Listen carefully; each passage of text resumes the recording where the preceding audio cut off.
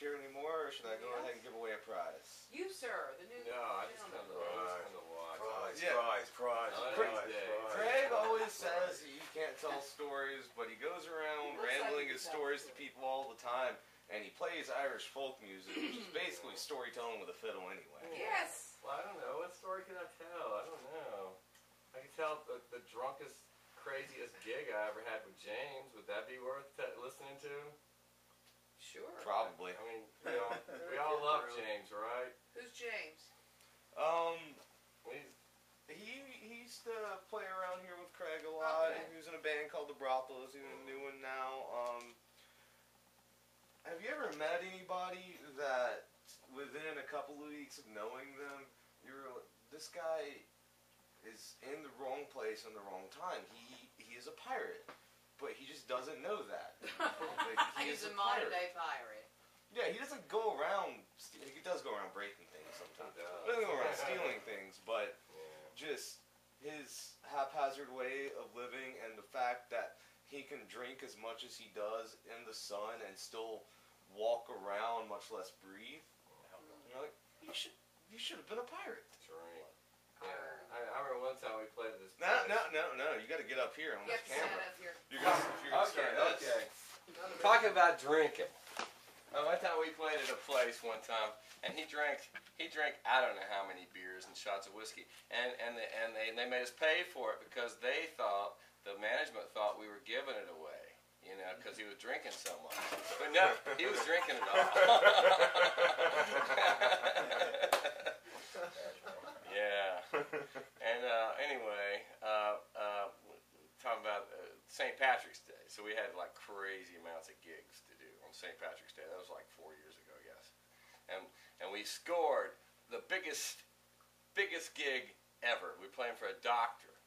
For I think they're paying us like $850 to play for 3 hours, 2 guys, right? Crazy big gig, right?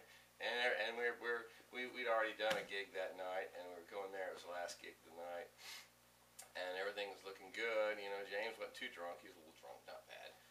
So, so we played the gig. You know, well, first of all, it started kind of bad because he had to borrow a pick from our hostess. You know, he didn't have a pick, and I didn't have a pick. I was happy he had a guitar, but he didn't have a pick. So I was kind of embarrassed about that. Having, you know, they're paying us $850 and he can't bring a freaking pick, you know. So, okay, so I got through that little embarrassment. Everything's going good. We're playing music and it's okay, you know, everything's good. If, you know, there's some, and everything's, it had put on a pretty good show. And then toward the end, you know, he starts getting a little more drunk, and at the very end, he finds you know, after we stopped playing, it's time to pack up the equipment. He starts drinking. You know, this is the biggest gig we ever had. You know, and he starts drinking, popping drink after drink, in the open bar. You know, and so he proceeds to get the drunkest I've ever seen him at like the most. That's saying something. The biggest gig we have. He's like, and I'm sitting there trying to keep him away from the hostess and pack the stuff and get the hell out of there and say, hey, thank you, and get the check, you know, and everything, and hide James at the same time. He's like, you know, he can barely stand up, you know. And when James gets drunk, he does this thing where he's got to talk endlessly about, you know, have you ever done it when he like wants to talk about nothing, you know, and just won't let you go.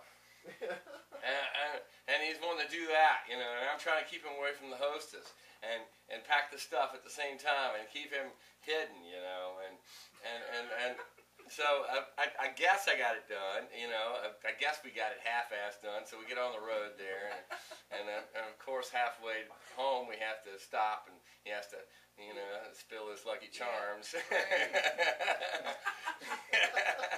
Nice. Yeah, and then I have to, and then of course he wants to talk and won't shut up, and I knew he was going to do this all night, so I panic and I call his wife, Emma Lee, and say, you know, meet me in my house. I can't take care of your husband, you know.